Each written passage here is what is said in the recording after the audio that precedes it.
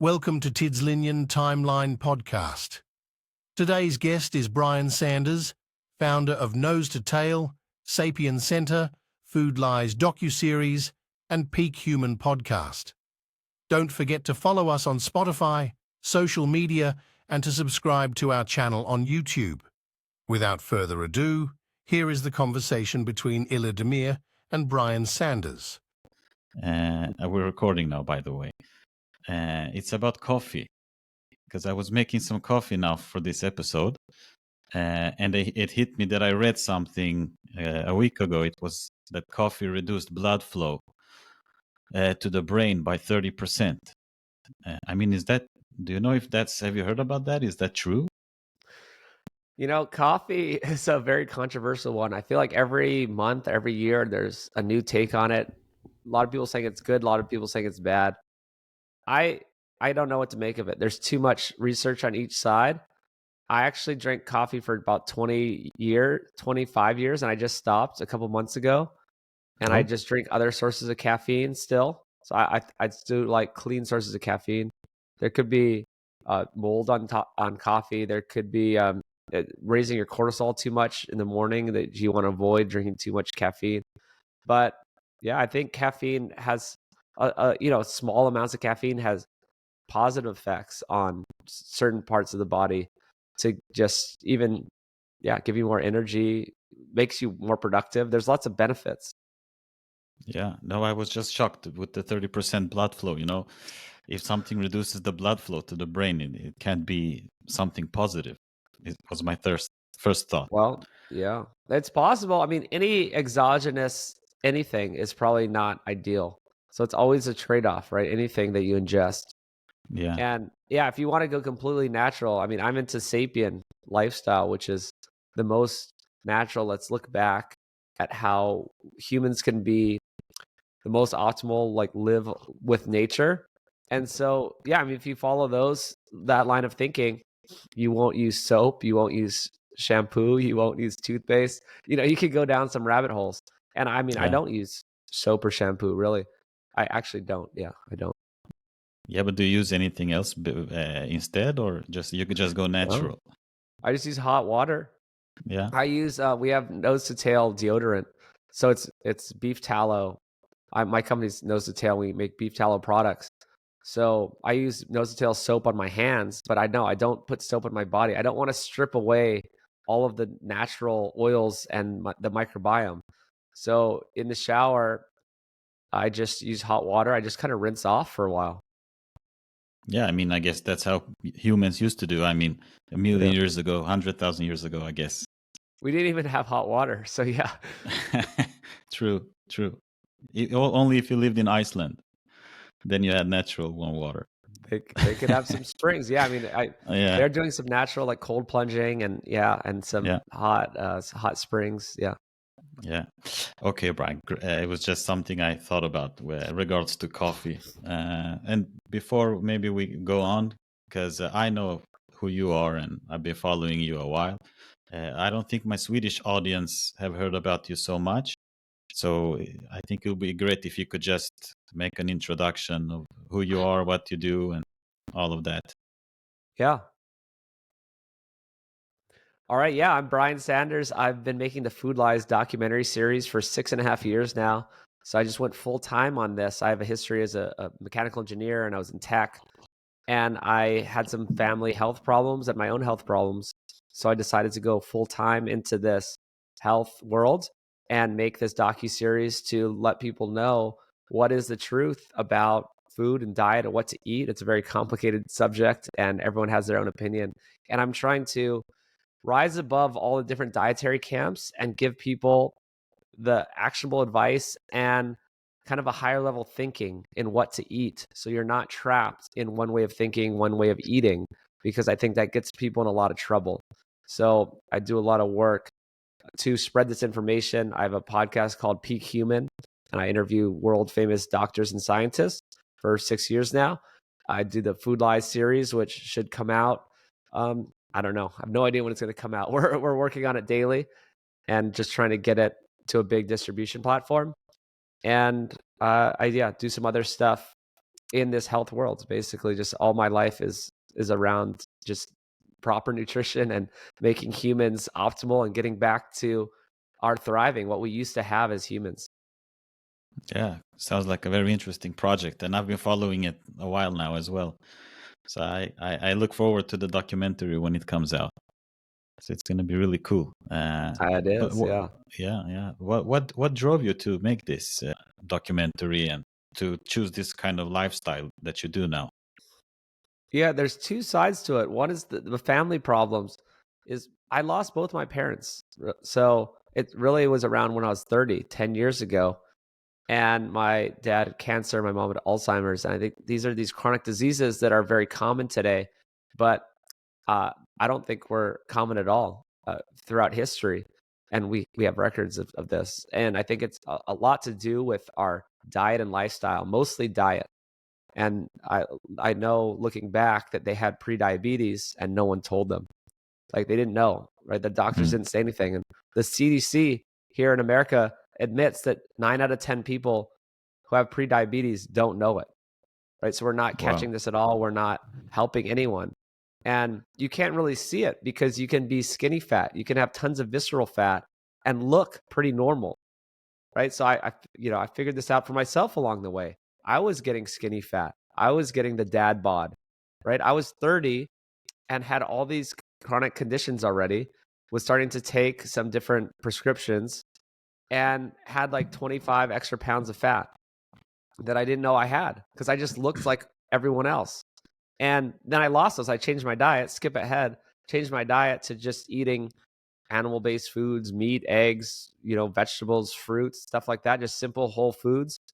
And 25 pounds of fat disappeared off my body, even the Jeez. visceral fat inside, right? In and around your organs. This is the fat people don't know about and has the worst problems for your body. That is what basically prediabetes is basically all these diseases are based on, or not based on it, the visceral fat is a sign and a cause of these metabolic problems. And so again, my parents did not know that, but I could see that they were, I remember, and I know some of their medical records, tons of blood sugar problems, visceral fat. And they weren't obese. They were, they were just American fat. They had the low muscle mass, kind of flabbiness, kind of midsection, the whole thing. And this is just slowly killing people and they don't know it. So I changed my diet and everything got better. I got off the medications, lost the weight. Like I said, all these different things went away. And I just wanted to tell the world that it's very easy to make these changes and eat a different way. And it's very enjoyable. And you're going to do a lot better. And you can do so much just by changing your diet. I got so excited about it. And I wanted to make a documentary. And so that's for 7 years. It's been really this summer. It'll be 7 years. That's all I've done. This is all I think about, all I care about. Yeah, I mean, I had the same kind of awakening when I was 31. I'm 37 now, so around 6 years ago, I started to get the same dad body at 30 as well, and an increase in my blood pressure. I was getting fatter, and I had this acid reflux, I think it's called. Oh, I was tired. I've had eczema since I was 2 years old, so I was just putting on issue after issue. And then I went to the doctors, and the only thing they told me was to take medicine. But I didn't want to do that, for blood pressure. So I had the kind of same awakening and searching online, but it's a jungle out there because in the beginning I was like looking into veganism, all these different diets. You don't really know which one is the correct one. Just like coffee, there's like about veganism, there's good and bad studies. Eating meat, I mean, you've done this mhm. much longer than I have, so you know the issues. So I finally tried intermittent fasting. So I didn't change so much what I ate, only like the time pattern of eating, and just that helped a lot. And then I started to read more about whole foods, and in the beginning it was mostly also grains, uh, but I know that grains maybe are not the best for us humans now. So I mean, it's a real jungle out there. So could you please share with us, in your opinion, what kind of food that us humans should eat, and what have you been eating yourself? Yeah, you're right. No, it's so confusing. That's why I wanted to make the film, because every doctor on the planet has their own opinion, and most of the time they're very conflicting, especially conflicting with what I've learned to be the proper way of living. And Homo sapiens, I call it sapien diet, lifestyle, whatever you want to call it. I don't even call it diet, but I call it sapien. And I think it's very clear what we're meant to eat. And it's not that everyone has to eat the same way exactly, but it's very clear that there's a pattern, there's a array of foods, there's, certain lifestyle things that all humans should do to be optimal. Because, well, I interviewed a famous researcher, Dr. Michael Rose, and he studies age. He's just one of the most world famous researchers on aging and the history of humans, and that fruit fly research, right? And found like about longevity and all this stuff. And he just very clearly says the diet that the organism has been living on the longest is their optimal diet. And we are not doing that, right? It's very clear. It's like the lions eat zebras and the zebras eat grass. This is just what they do, right? And it's very clear that humans are not eating what we're meant to. And it's hard because everyone wants to eat fast food and junk food and delicious things that we've invented, and they're everywhere and everyone does it. So it's really hard, but it's just not at all what we're meant to eat. And it's almost not even debatable. People try to debate it because they're saying, "Oh, well, I know this like bro on the internet who lifts weights every day and says he counts his calories and his macros, and he eats, whatever he wants as long as it fits his calories, and he looks great." And so that's how they're kind of debunking, right, this idea that we need to eat a certain way and that we need certain foods. And I get it. That kind of makes sense because, yes, that guy does look in shape for now, but that doesn't mean that he's optimal, and that doesn't mean that it's working for other people. There's so many other things going on here, and we have to just look at, it's very simple. You don't even have to use studies. You can just use logic to know that there's certain foods that will provide us with what we need, and there's certain foods that don't. And these processed foods, you can force yourself into maybe being hungry all the time, or, having to work out so much to try to maintain a weight. But it really, they're not what we need.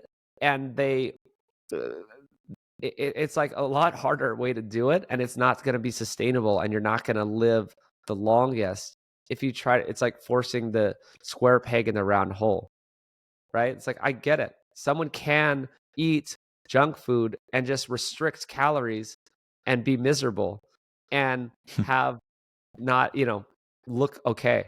But Yeah, I've done there's it also, myself. yeah, there's tons of studies. Yeah, exactly. So, I mean, I was kind of doing this, but I had all these chronic conditions. Now there's tons of studies. I just posted a study recently that these young fit people are not metabolically healthy, right? Or there's all these people. I just interviewed a guy that had like 10 conditions, including Crohn's disease, and was super fit, right? Muscle bro, in the gym. His whole life had anxiety, depression, chronic this, chronic that, Crohn's disease, all this stuff. And he looked fit, changed his diet, and, well, he actually gained muscle, so he got even more fit, and all those things went away. He has none of the Crohn's. He doesn't see a single doctor. He's on zero meds, and he's the same body composition. Well, it's better, actually. It's better because he's eating more protein and red meat and getting stronger. But people have to stop thinking that just because someone is doing okay and looking, quote, okay, does not mean that their blood markers are correct, that their body is getting what it needs, that they're not going to either have 5 conditions or get 5 conditions in the future. Yeah, but I don't think people are enough informed by the governments and by the I don't know what you call it in America. We have this type of like CDC. There's a government body who says to people what to eat. and they actually say not to eat so much meat. You should eat more liquid vegetable oils like canola oil and rapeseed oil. And they say to eat more fruits and greens and cut off the meats and don't eat butter. All this stuff that I've now found out to be like superfoods. So I think people aren't that informed, or the governmental bodies give us like wrong information, and people trust that. You know. Yeah. Well, that's my whole docu-series. That's exactly the problem. It's killing me. It's killing the Yeah. world. It's killing me emotionally, and it's also literally killing people because their Yeah. information is so wrong.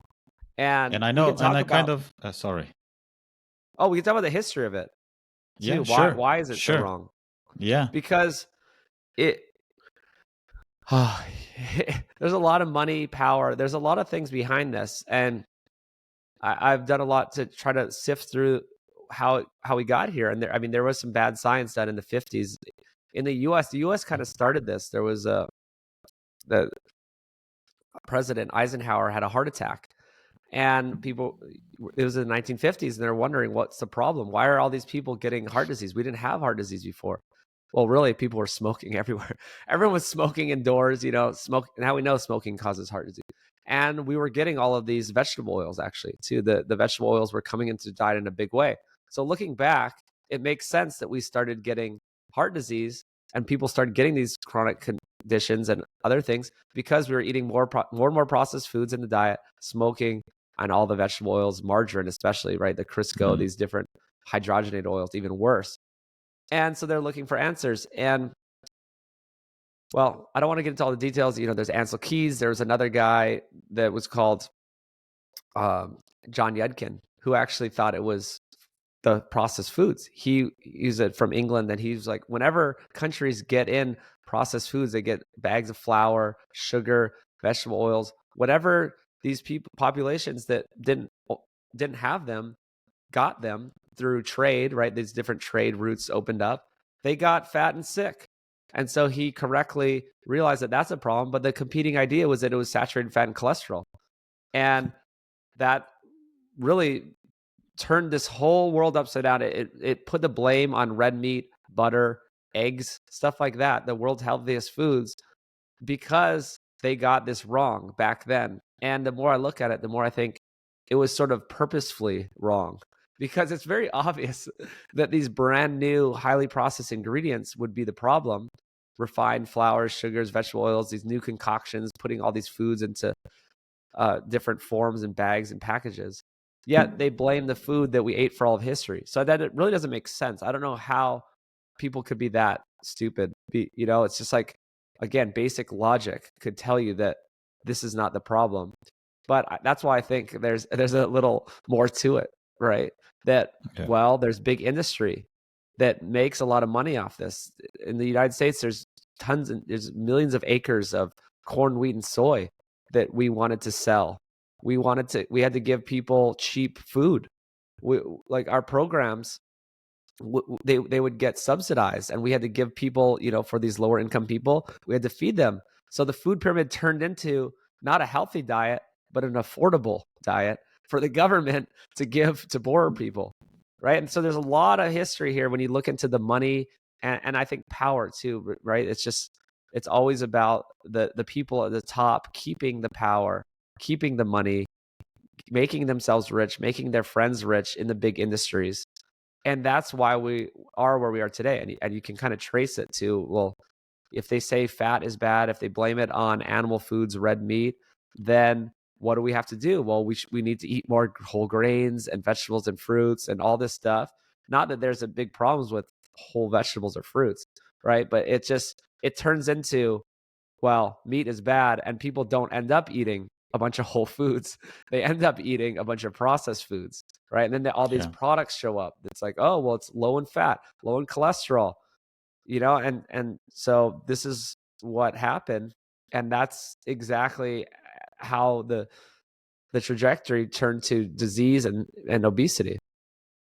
Yeah, it's funny because people are so can I say brainwashed? Because I know in school and my kids' school, they have like this flavored yogurt with like berries, and on the front of the package it says 0.5% fat.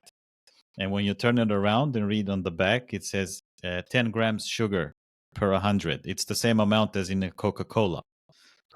And when I say this is the same amount, it's like drinking a Coca-Cola. But they say no, it's fruit. It's sugar from fruit. It's not it's not like processed sugar. I mean, isn't it It's the crazy, same but thing you basically? can see it. It's the same thing. Well, especially if it's in that form. In a Yeah, yogurt, it's not whole fruit. So this is something I learned along the way.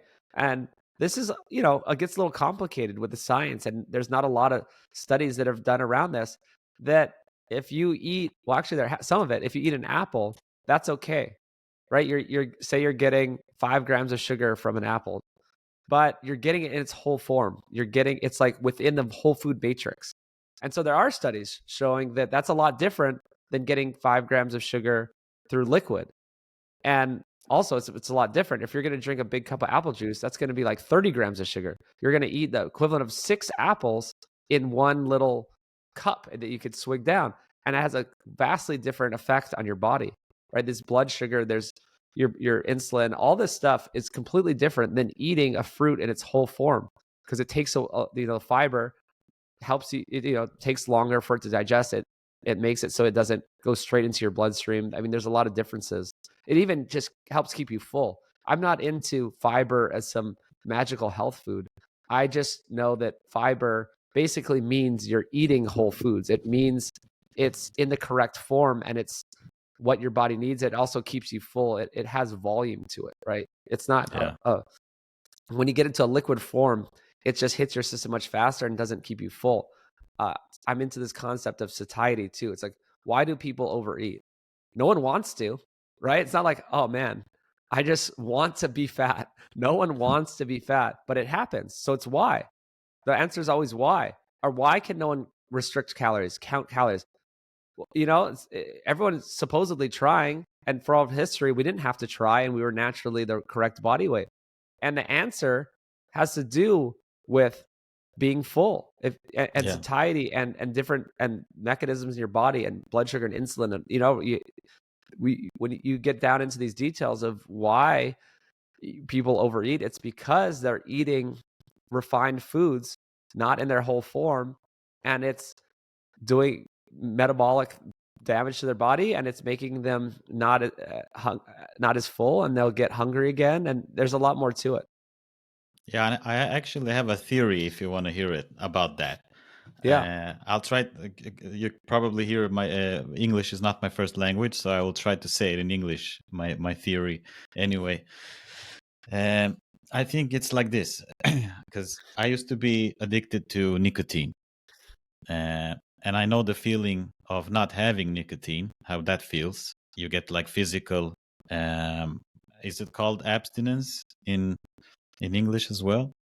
Yeah. Well, abstaining. Yeah. Not having. Yeah. Yes, yeah, it's you get these symptoms. You get irritated. You get like it itches in your jaw, and you get like dizzy, and it's like quitting coffee. What you did, it's you get the same symptoms. Uh, and when you take the Oh, nicotine withdrawals. I think if you're talking about withdrawals, withdrawals, yeah, exactly. abstaining just means not doing it, but withdrawals, Okay, yes. yeah, in Uh-huh. Swedish we say abstinence. Uh, So yeah. Anyway, it's withdrawal exactly, and you get those withdrawal symptoms. Uh, and when you take the nicotine or the caffeine, you just feel normal again. So it doesn't give you the high anymore. You just have it too. And I think the same way is with processed foods. I think they start when we're really young with the fruit yogurts and all this candy, and they make us Cereal. addicted. Yeah. Yeah, yeah, they make us addicted to sugars and carbs. Uh, and when we eat that type of food, when that's our lifestyle, we need the carbs and sugars to function normally, because we have that addiction. And I think when you because when I eat meats, for example, only when I switch to carnivore, the first few days they work fantastic, and then after 4 or 5 days I get the withdrawal symptoms, and I recognize it from the nicotine I had before. Hmm. But this time I want bread, I want pasta, and I can't stop eating. uh, and then I feel I get the high again. I don't know if it makes any sense, but I think the big food companies, I think they have found a way to hijack our reward system in the brain. Oh, they definitely have, and a lot of people are talking about this, studying this, and actually, in the U.S. at least, the huge smoking companies, Philip Morris, they're buying up the processed food companies for the past I don't know how many decades. So yes, they know the playbook. These giant tobacco corporations are buying up the processed food companies Mhm. to do just that, and they're using the same playbook I didn't to know get that. people addicted to cigarettes. Yes. Yeah. Wow. Yeah. I mean, because you recognize the withdrawal symptoms. I mean, it's there. Yeah, it's crazy. But if I could read some what do you call it, recommendations from the Swedish. What does Yeah, the yeah. CDC do? Is it called the Oh, we call it the CDC? USDA. The USDA. USDA, the Yeah. CDC is just like the more medical side. The USDA is the Uh-huh. food side. Okay, sorry. Yeah, I mean the USDA. Could we compare them to like the American way of eating? If I could just read some of them, it doesn't take very long. And I would like to hear your comments on it as well. Yeah. Yeah, so the first one is, like we said, fruits and vegetables. We should eat at least 500 grams a day combined. Does that sound a lot to you? Well, I don't know grams, but yeah, that's half a kilo. Yeah. Yeah, I don't think. Well, this is probably their best, their least bad recommendation. But yes, I don't think that is what we need to have as humans. There's no there. I don't think there is really any necessity for. I'm not a carnivore person, but I don't think there's any necessity to have these year round. I mean, we did not have them year rounds, right? I've been to Africa. I've been to the north. We did not have these foods. They're not necessary. But so yes, I don't think we need to make people eat them. Okay. But yeah, we can talk about that later, maybe when we ate fruit. The next Oh, that's a whole recommendation. nother story too. Yes, Yeah, plant. yeah. So. The second one is to eat whole grains. So you should replace white bread, white rice, and pasta with whole grain instead. Is Okay, that yeah. So the whole grains are a new invention. This is only from 12,000 years ago. All this stuff, white rice, pasta, whether they're refined grains or whole grains, I don't think it really matters. Whole grains might actually be worse for some people because it kind of tears up their gut and has a lot of negative effects with their gut and could even block absorption of nutrients because of this fibrous hull. And the biggest problem is this is not something we've eaten for history. This is for 99% of human history. We did not have these grains. And before we started agriculture, we were taller, we were stronger, we had bigger brains, and we had less disease. So you can see in the archaeological record, I've interviewed many anthropologists and scientists about this, that there's a hard line in the sand. When we started agriculture, you can see the remains, the skeletal remains of humans were much worse once we started eating grains. Like I said, they were smaller, they were shorter, they had smaller brains, they had more lesions on the bones that were from disease. So we can see that this is when our kind of civilization started going down, getting less healthy. Because even though we didn't have highly processed foods, it wasn't like they're drinking Mountain Dew and Cheetos and all that stuff. But still, these grains are not as nutrient dense. They did not have all of the nutrients from animal foods and whatever whole foods we could find, right? So it's pretty basic nutrition science that we know. It's that they don't have as much nutrition in them.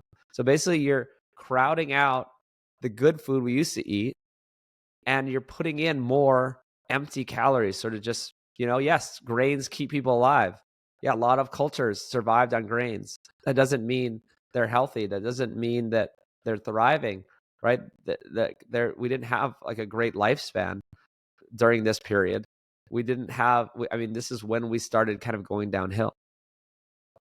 Yeah, and you can see that clearly in like archaeological finds and skeletons and. Yeah, Okay, this is clear. cool. Wow. It's weird, but that they still recommend it then. But I guess it's big food companies pushing, and yeah, who knows. So the third recommendation, and this is I think a good one. It says fish and seafood. So you should eat fish and seafood 2 to 3 times a week and vary between lean types and fatty types to get omega-3 fatty acids and vitamin D. So that's a good one, I guess. Yeah, absolutely. This is the one that's consistent with your guys' diet throughout history, right? This is like what you have available and what people have always eaten. Yeah. Okay, so that we'll keep that one. And then the next one I don't agree with. It says low-fat dairy products. So you should choose the low-fat versions of milk, yogurt, and cheese to reduce the intake of saturated fats. Yeah, here it is, the saturated fat myth. Yeah, exactly. So full fat dairy is the best, especially raw dairy.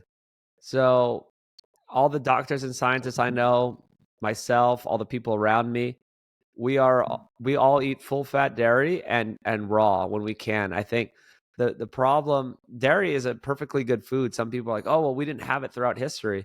It's like, well, we probably had it for quite a while, and we just know even if we didn't figure out how to get it from domesticated animals, that doesn't mean it's not healthy for us. We know that humans as babies drink milk from their mother, and it's a very similar thing, and it's a perfectly good healthy food that gives us great nutrition.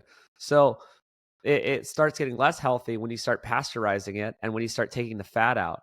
And then what also happens when you take the fat out is, like you said, they had a bunch of sugar in, they had a bunch of flavoring or syrups, like fruit syrups and stuff, to try to make it taste better. So yeah, I obviously don't agree with the saturated fat part and believe that, yeah, full fat dairy should be the way to go. Yeah, I totally agree. I feel better on it too. I mean, everyone's who tried it, I think, feel the difference. Yeah. The next one, and please tell me if this is too boring for you. No, But for me, it's interesting to compare, America with Sweden, and to hear an expert talk about it. Because I've talked about this at work and with friends, and nobody believes me. Uh, the next one is meat, and this is interesting because they lump these two together, but in my world, it's two separate things. So it's meat and processed meat products. So they say to reduce the intake of red meat and processed meat for health reasons, you should not eat more than 500 grams, so half a kilo, of red meat and processed meat products per week.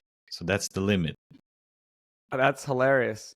My goal is to eat half a kilo of red meat per day. So yeah, I don't know what they're talking about. Yeah, no, I do know, because this is what I study, and it's hilarious that they do this. So you're right. Separating red meat from processed meat is a good idea. I think red meat's the world's healthiest food, and people need to be eating more of it. And that's, again, every doctor and scientist and person I know does that, eats more of it, and has improved their health. And right, we're a bunch of people going against the system, but there's a lot of doctors and scientists that are behind this as well, realizing that it's a health food and that there's no problems. I actually interviewed one of the guys on the World Health Organization working group in 2020 that said that red meat and processed meats were carcinogens. I think it was 2020. Maybe it was earlier. Maybe it was the 2015 when they did that. And this is what everyone's going off of. And it was completely bogus. He told me I actually got a hold of this guy. He was a USDA scientist, and he was part of the committee. And he said it was a bunch of vegans and vegetarians that with an agenda that the WHO picked specifically to try to get this ruling, and that he brought these studies to the table saying that there's no evidence that red meat is bad. He brought all these studies because that's the point of this working group, was to bring studies together, bring a bunch of scientists together, and make a decision. And they excluded all the studies he brought to the table, and they included these observational studies that aren't scientific, right? They're basically just there's observations and people filling out questionnaires and surveys trying to remember what they eat. And so they just use that low quality evidence. And I mean, people can look up my podcast with him as Dr. David Klurfeld. I've interviewed him on my Peak Human podcast. He'll tell the whole story. I think it's the only interview he's ever done. So it's a great one. But they have an agenda. They have an agenda. They're trying to say that red meat is bad. There's many other reasons. Later we can get into what is the big agenda. But they're wrong. And then the processed meat part, maybe there is something to it that maybe you shouldn't eat tons of processed meat, right? I don't eat tons of processed meat. I'd rather eat regular red meat. But I still think that it's better than most foods, right? I eat sausage every day, really. I eat beef sausage. I get stuff without nitrates. You know, maybe you don't want to have a bunch of nitrates in it. There's still some things that are probably bad about processed foods or processed meats. But if it's just meat, it's not bad, right? Like just putting meat into a casing and grinding it up or making a burger patty, there's nothing wrong with that. People have been doing that forever. But the thing is, I think it gets wrapped up with all the other bad foods. It's like hot dogs are bad mostly because people who are eating hot dogs, they're eating a fake bun, like this gross bun that has just pure sugar and it's not good bread. They're covering it with ketchup, with just pure corn syrup. They're drinking soda. They're eating snacks with it, right? This is why hot dogs are bad. But then again, it's not like I'm just eating hot dogs for dinner or anything. But I do eat sausage almost every day, right? Yeah. So and it's the cheap sausages also, the hot dogs, I mean, they're 60% meat, so there's 40% of something else. Yeah. Yes, they have fillers, and yes, so there are problems with cheap processed meats, of course. But I also just want to make people know that there are, quote, processed meats that are perfectly fine, that are traditionally processed. Making salami is a traditional thing, right? Curing meats in a traditional way without adding random stuff in it. That's okay. Yeah. You know, processing something into a burger, processing it into a kebab, totally fine if you're not adding sugar or just chemicals into it. Yeah. No, it's crazy out there. And the next one, to go further, the next recommendation is about fats, and it says use healthy fats. So you should replace butter and margarine with liquid margarine. So that's the first one. And then it says you should use oils rich in unsaturated fats, such as rapeseed and olive oil. This is terrible. This is crazy. It's funny. I think they said liquid because they got a little bit right. Because in the first part of the 1900s, they started hydrogenating oils to try to replicate butter. And that was even worse, right? So the hydrogenated oils, like the Crisco, the margarine, that was terrible. Trans fats, basically. And so they finally figured this out, that this was bad, and told people to stop eating them. So yes, you definitely don't want to eat those solid type of fats. So now, but they're still wrong. So they're like, oh, eat the liquid kind, which is hilarious because they're still terrible. Like these are these unnatural oils that are high in polyunsaturated fats that we have not eaten throughout history, and they oxidize easily. There's many problems with these oils, especially when you fry them, right? You do not want to eat fried food. So before, I always knew to avoid fried food, but I didn't know why. Because it was fatty. They just like, oh, it's too much fat. It's too much fat. I'm like, no. You want to avoid fried food because it's the wrong kind of fat. It's a polyunsaturated. It's these vegetable oils, and they get highly oxidized, and there's all these bad things that happen when they're heated too much, and if you're eating too much of them, too. Especially, we had a very small amount of these polyunsaturated fats throughout history because they weren't in nature. You could only get them from eating some nuts and seeds and some salmon. You know, you would get some of them in natural whole foods, but we never had them in huge amounts. What we had in huge amounts was saturated fat. You know, we had healthy natural fat in large amounts, and that's what our bodies require. And now, a lot of people think the biggest problem in the world with health are these oils, are these unnatural oils, the high linoleic acid. This is like what's in the polyunsaturated fats, the high oxidation from them being fried or heated, and that these are causing so many of our health issues. It gets down into our cells, and our bodies, just don't know what to do with these fats, especially in these high amounts. It's just not what we've had for all of history at all. No, maybe it's a little bit like the sugar in fruit. The fat used to come in in another food matrix, and now it's more refined, and the body Exactly. doesn't know what to do. Yeah. So polyunsaturated fats can be fine in fish. We talked about fish, right? Healthy food, and it does. Yes, it has these polyunsaturated fats. But all foods have all three fats. People don't really know this too. All foods have saturated fat, monounsaturated fat, and polyunsaturated fat. Right? It's just in different ratios. So you can't like avoid all of them, but those ratios matter. I have this idea of like nature's ratio. Nature has a ratio that everything, sun, sleep, water, exercise, food, everything about nature, you want it in the correct ratio. If you drink too much water, you die. People have died from drinking too much water. That doesn't mean water's bad. It means they consumed it in the wrong ratio. You know what I mean? Like sun is very healthy. But if you get in the wrong ratio, if you're a really white person and you go out there in the summer and get totally scorched by the sun, you're going to get sunburned. That's not good. You don't want to get sunburned. But sun is super healthy. Gives us vitamin D, right? And this is a very natural, healthy thing. So it's all about the ratio. So again, like you said, it needs to be being in the whole food matrix is part of that ratio, in my opinion, right? Like that concept of it, we can get these polyunsaturated fats in fish because they're in the right ratio. They're also in the right ratio of vitamin E.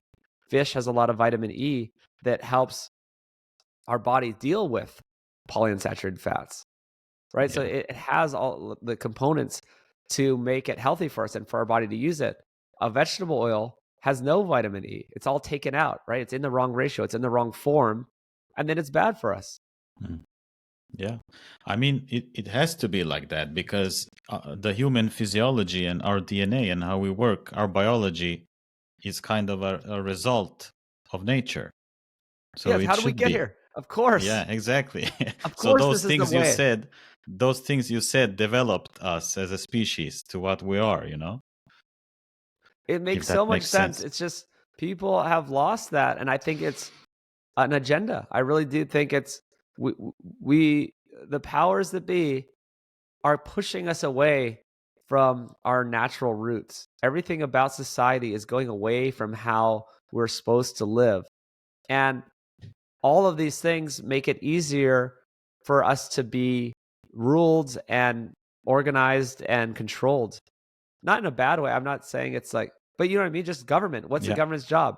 It's to create order in society generally, right?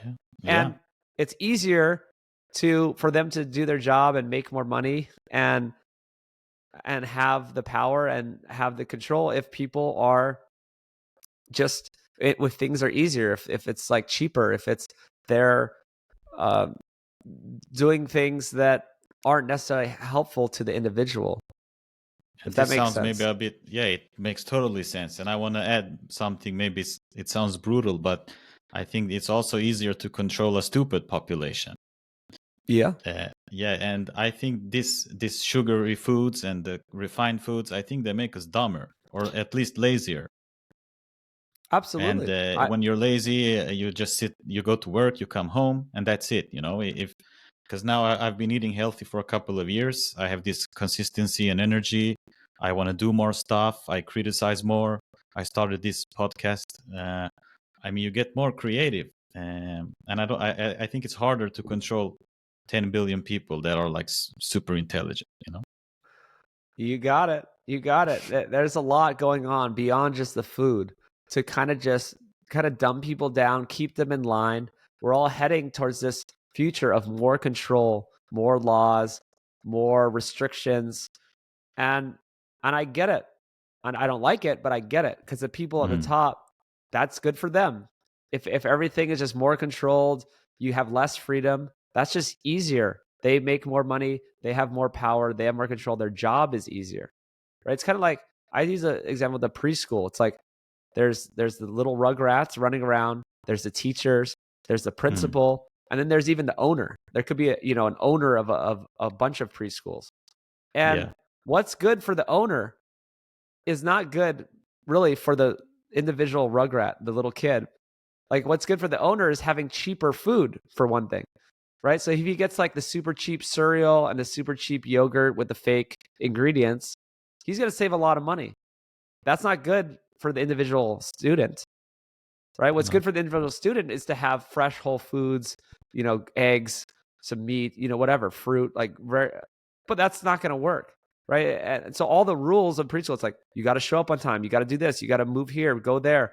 There's rules to make it easier for the teacher, to make it easier for the principal. Everything is about just simple rules to keep people in line, to make their jobs easier.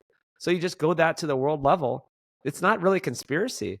And it's not, this is just human nature too. It's just like, yeah, of course.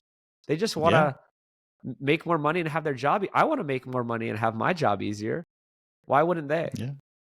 Yeah. We do the same thing with our own kids in a way, minus giving them shit food. But we keep the kids, we don't tell them everything for a reason. Me and my wife, we speak English sometimes, so the kids don't understand what we're talking about. It's you kind give them of rules. easier. You make them go to Yeah. bed. You Yeah. you can't go outside. There's some of them are good. I get it. Some of them Yeah. are like safety rules, but you still Yeah. you have all these things to keep them in line and make your job easy. Yeah. I think that if me or you, or I think anyone who was in that top, who was the owner of the preschool, maybe we would behave the same and do the same thing. Who knows? I think Maybe that it's sometimes inevitable. too. Well, I think of that, yeah, like the CEO of Monsanto, right? He probably thinks he's a great guy that's providing great chemicals to put on plants so that they grow better, or with less, you know what I mean? He's like, Yeah. I'm doing the world a service. Yeah. Probably. Yeah. Yeah, it's a crazy world. Okay, back to the list. All right. There's only like 2-3 things left. Okay. And one is a bit tricky actually. They've lumped this together as well. It's sugar and salt in one headline. So sugar obviously is not good for us. But salt, I've been hearing like, don't buy table salt. It's refined. It's better to eat sea salt or like Redmond salt, and don't eat too much salt. And I just trust my instinct. I salt my food until it tastes good. Shouldn't that be normal? Yes, absolutely. So it's absurd to include sugar and salt in the same category. Salt is a supernatural thing that we need. And I think people can have more problems if they don't get enough salt, right? You can get kind of your whole metabolic system could be off if you're dehydrated, not getting enough salts with your water. The Salt Fix, a great book. Dr. James D. Nicolantonio wrote a whole book on this. So check that one out, or check out my podcast with him. Salt, yeah, there are better salts too, right? Yeah, I use natural salt. I use Redmond salt. And you should do to taste. Yeah, your body knows when it's getting too much salt, and it will stop. And I think them blaming high blood pressure on salt is completely wrong. And I kind of get how they got there, is because these processed foods have tons of salt, right? So it's not the salt, it's that you're eating bags and bags of processed foods, and salt's along for the ride. And or maybe salt could be a little bit bad in insane amounts and with all these processed foods, right? Yeah. But in isolation, people who eat whole food diets, we use as much salt as we want, and we have amazing blood sugar. Talk to tons of people about this. They're like, I eat salt all the time. My blood sugar is amazing. I just stopped eating processed foods, and yeah, it just works. Yeah. Yeah, I just wish our body had the same mechanism for sugar, that it says enough when we eat it too much, like salt. Yeah, Yeah. exactly. But Actually, you could just pee it out. If you have too much salt, you really just you could get it out through your urine. But with sugar, yeah. if you have too much, you're basically get insulin resistance. Yeah, but your body doesn't say stop. You just want more of it. That's what I meant. It's kind of opposite. Yeah, you just want Yeah. more. Yeah. It's crazy. It's a drug, in my opinion. It's Yeah. a drug. Yeah. The next one is obvious. It's water, so we don't even discuss that. So they recommend drinking water, which I guess is good. And the last one is not actually any food category. It's more of a behavior. It says they end the recommendations with that you should eat regularly and distribute food throughout the day and avoid skipping meals and keep an eye on portion sizes to avoid overeating. So they recommend to eat like small meals often. Yeah, that's funny. That was like the old diet advice from the 80s and 90s that didn't seem to work. Everyone just got fatter and sicker during this period. Yeah, so this one's a nuanced one. So there actually is studies that show that it really doesn't matter. Like, well, there's studies that show that it's even better to do, say, intermittent fasting or eat fewer meals per day or eat in a smaller eating window because, yeah, it helps you eat less junk, really. And so, yeah, I think that's pretty bad advice. But I've come around on this lately that there are ways to do it where you can eat more meals per day and be fine. So that's what I'm saying. That there's studies that show it really is about your overall dietary intake and your overall composition of your diet. So if you do like to eat 3 or 4 meals a day and they're healthy meals, you're eating the right foods, then that's probably totally fine, right? And you can maintain weight and be healthy. But on the other hand, I think it's really helpful for a lot of people who are overweight to eat fewer meals per day. And some people even do 1 meal a day. And Yeah. I've known a lot of people that lost a lot of weight, huge amounts of weight, changed their entire life. I know a guy personally lost like 80 pounds just eating 1 meal a day for a year. Wow. And it was incredible. But, now he's eating 2 meals a day. And I'm encouraging him to not be so restricted on thinking that there was only one way to do things too. Right? That's what I'm really into is not going into one dietary camp or one way of thinking, is that you can do time restricted feeding and it does wonders. It did wonders for me. I got very healthy and lost a lot of weight through that. But then I'm also saying I don't need to do that for life. I don't want to restrict myself while I'm at a very healthy weight. Right now have a very good body composition. I don't need to lose fat. So I don't need to do maybe the same things that I did when I was overweight. Right? I just wanted to put that out there. So yes, maybe you can eat 3 or 4 meals per day if they're the right foods and if you're hungry and if it works for you. Yeah. I'm actually stuck on the 2 meals a day because it helped me a lot as well with the weight and all the symptoms I had. And I'm in a good weight today. But I'm too scared to start eating 3 meals, for example. I don't want to go back to where I was, so I do it Yeah. for that reason. I'm No, scared to start. Sometimes, of course, I have breakfast with the family, but most of the days it's twice a day, lunch and dinner. I'm right with you because I had the same feeling and I was kind of scared to go back. And you do have to transition. It is a little harder then you have to eat less. You can't eat 2 giant meals anymore. You know No. what I mean? Like I like eating 2 giant meals. And so yeah, I'm right there with you. It's just that I'm also talking to a lot of people and learning about that there are other ways to do it. And these people did not gain weight, right? It's more about what you're eating. And you kind of want to have a high metabolism.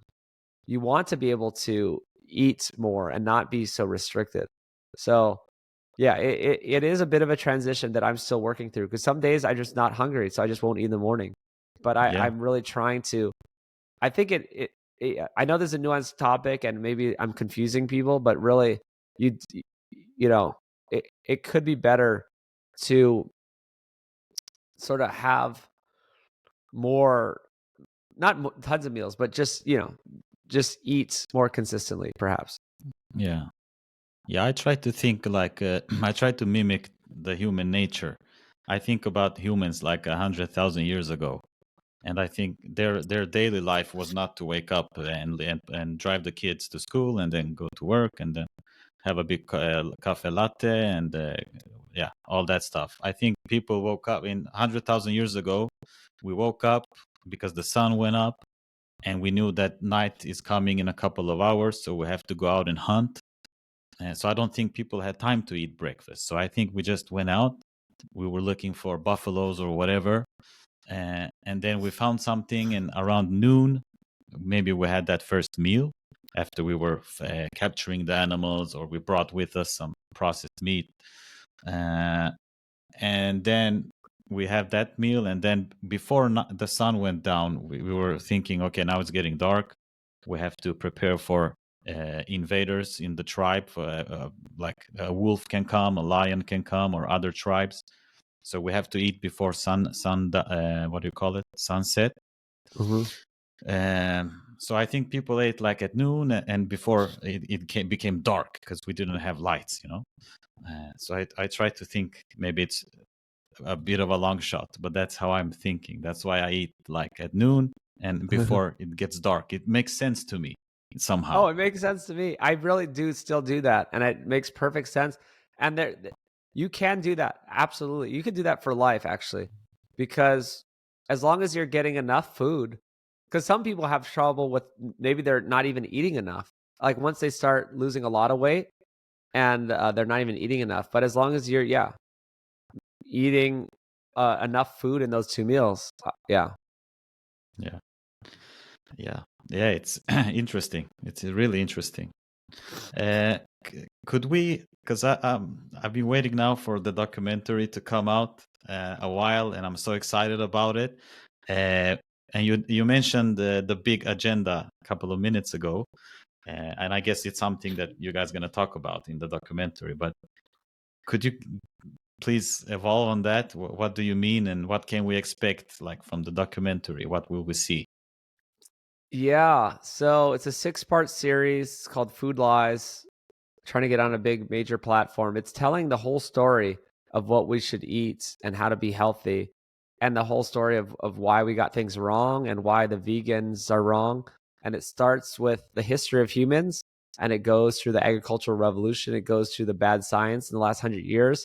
It helps people understand what a healthy diet is, like really understand that, make it simple. And then we talk about regenerative agriculture and the environment and ethics and stuff like that, because the vegans try to throw that in there, trying to say that cows are killing the environment and stuff like that. So we debunk all that. So that's the film. I don't think we're going to get too much into the agenda stuff. We are, though. The like obvious agenda is that there's big corporations, there's big medical industry and a big processed food industry that stands to gain to keep this current system. Right? They're making a lot of money off of processed foods. It's, if you really zoom out, it's kind of like, if for their processed foods to be good, meat has to be bad. Right? It's kind of there's always just like the push pull on the either side, and for their processed foods to be good, for the grains to be healthy, for sugar to be fine, that means that saturated fat and cholesterol need to be bad. Right? Because they're just opposite ends of the spectrum. So one has to be good and one has to be bad. And that kind of generally is the big agenda. And what's happening is they don't want to give up all this money. Even though the medical system, the sick care system, the sick care industry is making trillions of dollars. It's the biggest industry. In the US, there's the stats, the 4 biggest industries in the US are all healthcare. Well, sick care, I call it, right? $4 trillion industries are the top 4 industries in the US, right? Yeah. This is where everyone's making all the money. And so that keeps going if people keep eating the wrong food. If all of a sudden, if you snapped your fingers and everyone was eating grass-fed meat and great fish, wild-caught fish, like Whole Foods, they're eating seasonally. They're like, oh, the fruit's here in the summer, we're going to eat fruit. And then there's no fruit in the winter, we're not going to ship in the fruit from across the world. People are just eating naturally. There would be a very, very small healthcare industry system. We would have How much would you think the disease, if you total all the diseases we have today, how much would that be reduced in percent, you think? Like Wow. that makes The sense. problem is it goes beyond food. I would think it would be cut in half easily. Cut in half. It could go to 80% gone. because I think really the food is kind of 80% of it. It really is the foundation of your health, but there definitely is the movement aspect, right? That you need movement. Your body requires movement. And this is what I found out. It's not just a nice to have. Like it is a must. And so many people are not doing the basic requirement of just walking. You know what I mean? Like much less lifting weights or sprinting or doing, really good stuff. They're not even walking barely anything. And your body is confused. If you're not challenging your body at all, your muscles are just wasting away. If you're not walking at like more than a few thousand steps a day, which most people aren't. Most people are just going to their car, whatever. That is like an actual harm to your body. Your body does not know what's going on, and it's going to that's part of the metabolic disease. It's part of developing all these diseases. So that's a huge part of it. So we can't deny that. We can't just say change your diet and everyone's going to be healthy. People need to move in a correct way. And then the third big thing is just environmental toxins. Like just kind of like there's so many other things going on in our environment that are causing people to get sick, cancers, Alzheimer's, right? There's heavy metals everywhere. There's dirty water. There's dirty air, right? There's all these other things that have been from our whole modern way of life and our society and modern conveniences that are causing these problems. So yeah, but food, most important. Yeah. Yeah, I mean, what should be like the basic or the minimum steps that one person should do a day? Is it like 5,000, 6,000 steps a day? Is that like normal? Yeah, I mean, I don't really get into this stuff. Like a lot of people have the goal of 10,000 steps a day, which I think is great. I think yes, maybe say 5 to 6,000. That's probably just the human requirement.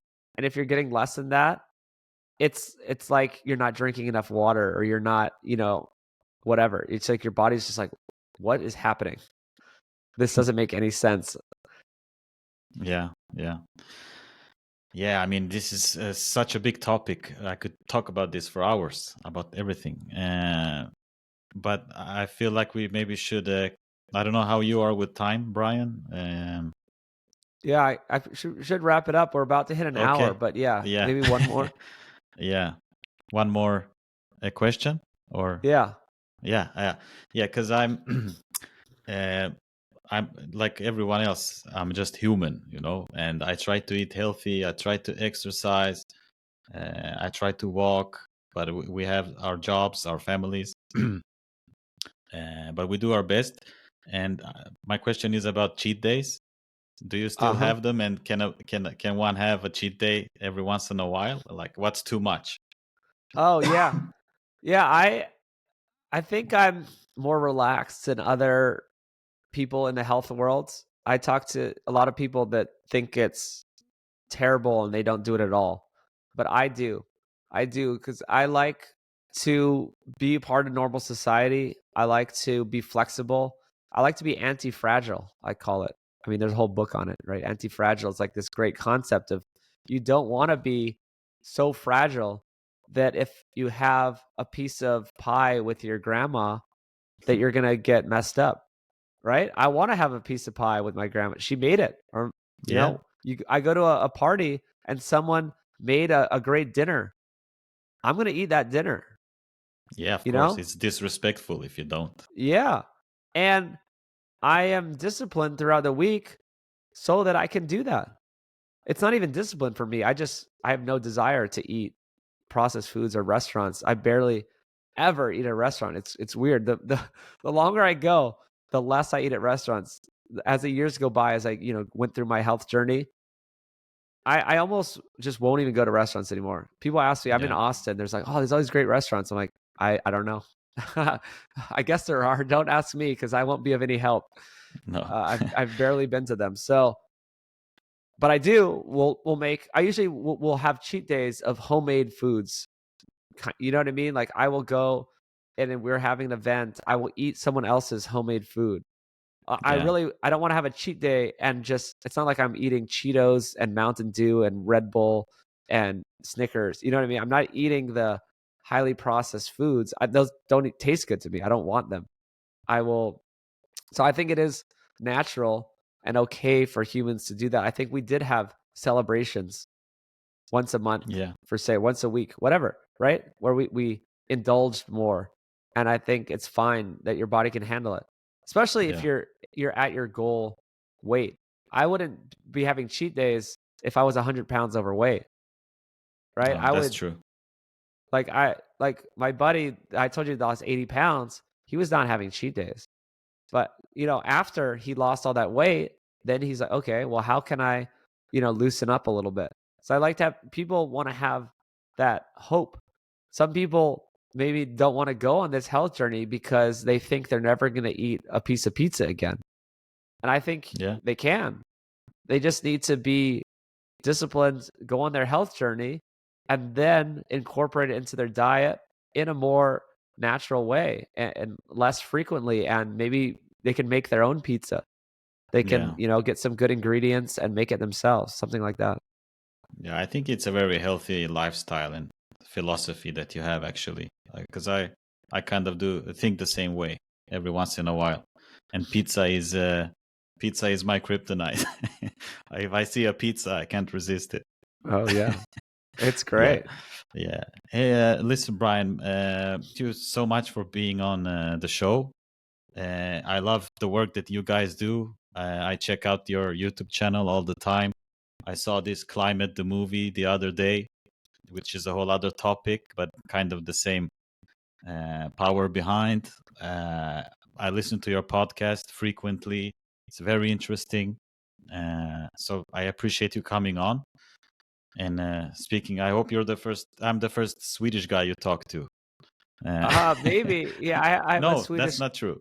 You talked to Niklas Gustafsson, I think, once. Oh, Gustav said, yeah, Yeah, absolutely. yeah, Yeah, yeah, he had me on yeah, his show. And also yeah. Dr. Andreas Einfeld. Okay. Do you know do you know him? He's a great doctor. No, Uh, I but haven't yeah, heard about him. doctor, yeah, look him up. Yeah, Dr. Andreas Einfeld, yeah, Einfeld. One thing though, you mentioned the climate stuff. I think that is part of the agenda. I will say Yeah, that you're talking about the general agenda. So I think that there really is. We talked about the powers that be, right? The people at the top, they want the world a certain way, and so that's part of it. They want these carbon credits, right? Social credit score. I think this is what's coming. It's keeping people in line, and part of that is blaming cows for the environment. Carbon, this whole CO2, climate change.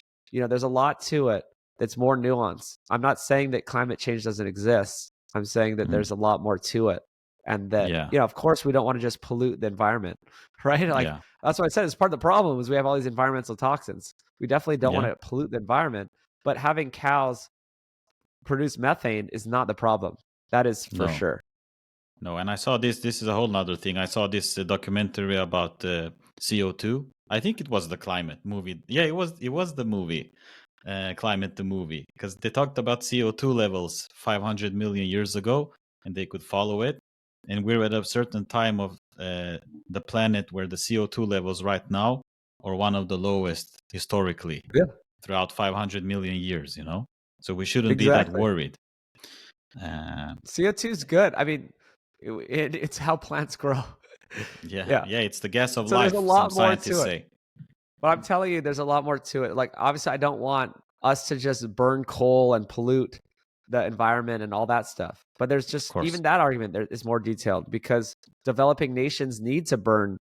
They need to have energy. It's like how they grow their economy and get better food and become wealthier. So yeah, Yeah, there's nuance to everything. But yeah, good yeah, stuff.